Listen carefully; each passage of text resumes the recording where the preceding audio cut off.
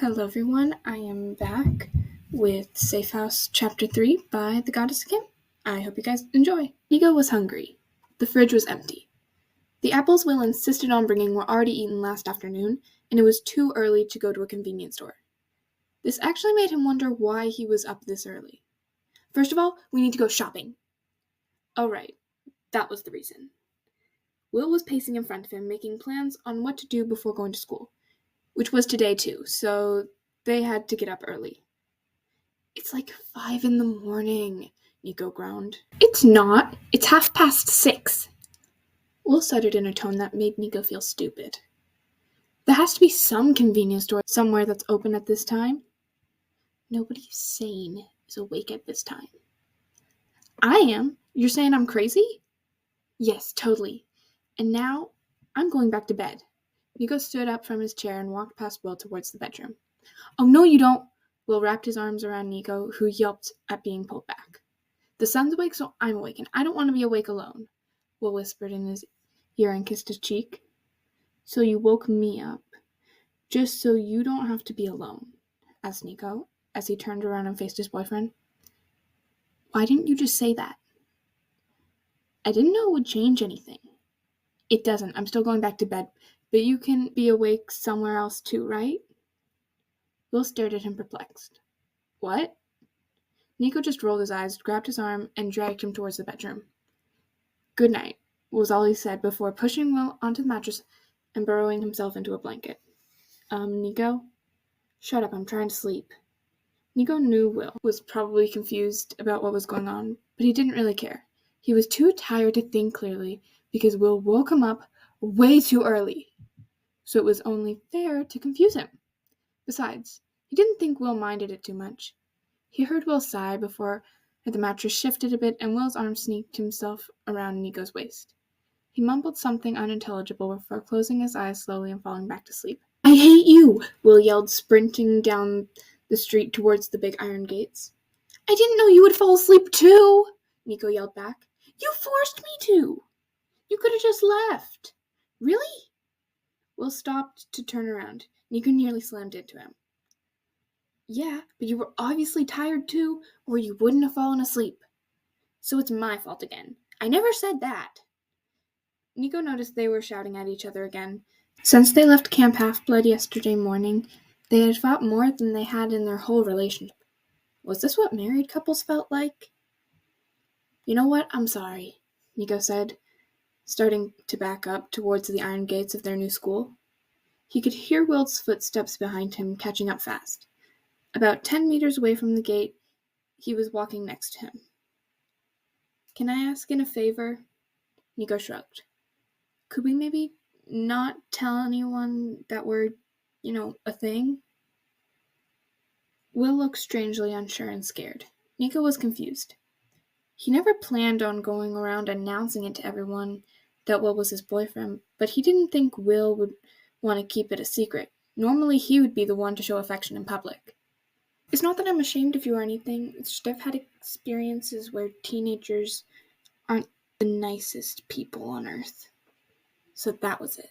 Sure, Nico said. Well then, let's go, we're already late.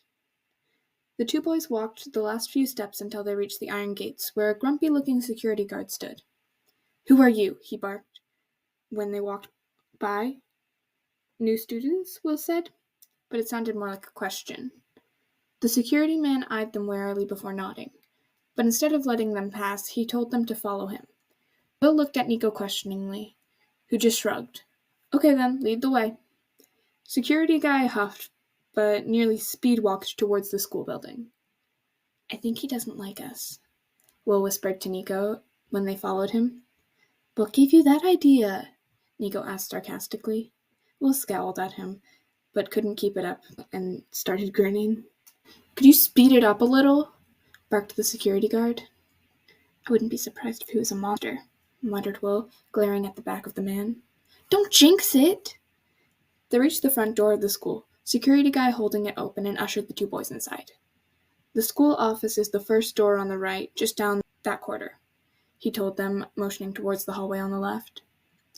Nico thanked the guy even if he wasn't very friendly, and dragged Will down the empty hallway.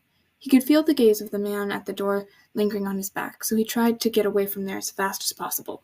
He didn't like it when people stared at him. "That should be it," Will said when they reached the door to the school office. He raised his hand to knock, but the door swung open before he could. A girl of their age was standing there, obviously shocked to see them. She had short curly red hair and bright blue eyes that weren't as nice as Will's. "Hi there," Will said, waving his still raised hand. Hi?" She looked them over. "Are you new? I haven't seen you around here before." "Yeah, we just wanted to sign in," Will explained. The girl just nodded and stared at him. Nico frowned at that. He didn't like the look in her eyes. Hello?" Will asked, waving a hand in front of her face. When she didn't react, he looked at Nico with something close to panic. "Did I break her?" Nico had to laugh at that. She just zoned out." "Oh, right. I forgot that happened to mortals," Will mumbled. After the war, most demigods started focusing on more than just one thing at the same time, so they stopped forgetting everything around them when thinking about something, especially in a fight with a monster. It was essential for them. You zone out, you die. Easy as that. Will poked the girl right between the eyes, startling her. She blinked and looked at them. "Oh, right, go ahead." She stepped out of the way, motioning for them to go through the door. Just as they entered the small office, a gong sounded somewhere, and the hall filled with chattering students. "Miss Spacey, could you stay for a second?" a woman sitting behind the desk asked. "Of course," the girl replied, stepping in and closing the door behind her, effectively shutting out the noise. Will and Nico turned back towards the woman. "Hi, you two must be the new students," she said, smiling brightly. "Yeah," answered Will, getting a side of the Spacey girl. Nico looked over.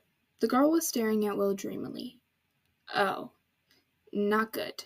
Not good at all. With a frown, he focused back on the conversation between his boyfriend and the office lady that they were having about their names. She was young with brown hair and green eyes, wearing a name tag that identified her as Maggie. "Okay then, here are your schedules and your student IDs. You have to show them to our security guard when you want to enter. You can also take one of the brochures regarding our after-school activities. Miss Spacey, would you please be a darling and hand one to them?" The Spacey girl nodded furiously, turning to a stand with different brochures regarding every aspect of life. She pulled out one from the highest branch and gave it to Will, smiling brightly. Will just nodded his thanks and passed the brochure to Nico, who spared it one glance before turning back to the woman in front of him. She wasn't there anymore. Nico frowned. Where did she disappear to? In that moment, she appeared from behind the desk, straightening and heaving a pile of books onto the desk. "These are yours too. They aren't in order, so you'll just have to take the ones that belong to your subjects. Any questions?" Nico was still staring at the pile of books, but Will nodded. The gong sounded again. Maggie frowned at the clock on the wall. "It would be better if you go now. You've already missed homeroom and first lesson. You don't want to be late for your next one, too." She pulled out 2 slips of paper from under her desk. "Get these filled in by your teachers today and hand them back to me tomorrow, when you have them all filled in. Miss Spacey will show you to your class." The 2 demigods nodded, taking their books and all the papers before following Spacey Girl out the door. The hallway was empty again. "It's so nice to get new students. I'm Gina, by the way," Gina said. She started blabbering about good and bad teachers, which Nico tuned out. Instead, he balanced one half of the book mountain in his left arm while trying to figure out where his locker was so that he could get rid of said mountain. Will was only listening with one ear, too. Instead, he was looking around at the posters announcing Veggie Day. "Where are your lockers, anyway? I doubt you would want to walk around with all the books all day." 302 and 304, answered Will. Nico looked at him confused. "What? I actually listened to what the woman said." "Can you talk?" Nico looked at Spacey Girl bewildered. "Well, you haven't said anything yet, so I wondered. Not that I would treat you any less than your brother." Spacey Girl trailed off at the look on Nico's face. "First of all, I can speak. Second of all, Will and I are not related," Nico told her with a glare. Spacey Girl gulped but nodded. "So your lockers?" 10 minutes later, Spacey Girl and Nico arrived at their class. Apparently they had English literature together while Will was in math class. Don't worry, Mr. Ironfence is really nice teacher. Just don't make any jokes about his name or you'll get detention. Nico never planned on that anyway. Sure, Ironfence was a bit of a strange name, but Nico wasn't one to judge. His last name translated into the Angel, which was more than ironic, seeing as how Nico was as far from being an angel as it gets. Spacey Girl knocked on the door, and a friendly voice answered, "Come in!"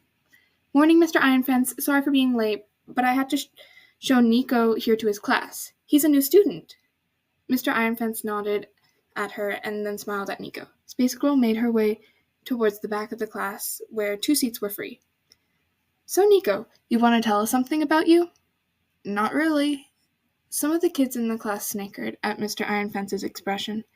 Spacey Girl raised an eyebrow. "Well then, Mr. D'Angelo, take a seat." Nico just nodded and proceeded to the back of the room, stepping over an outstretched leg of a buff kid in a Letterman jacket and ignoring all the stares in the room. Mr. Ironfence started talking about some symbols and metaphors in a book they were currently reading. Nico let his gaze wander over the room. In the front row sat 2 girls and 2 boys, all of them either reading in the book or taking notes.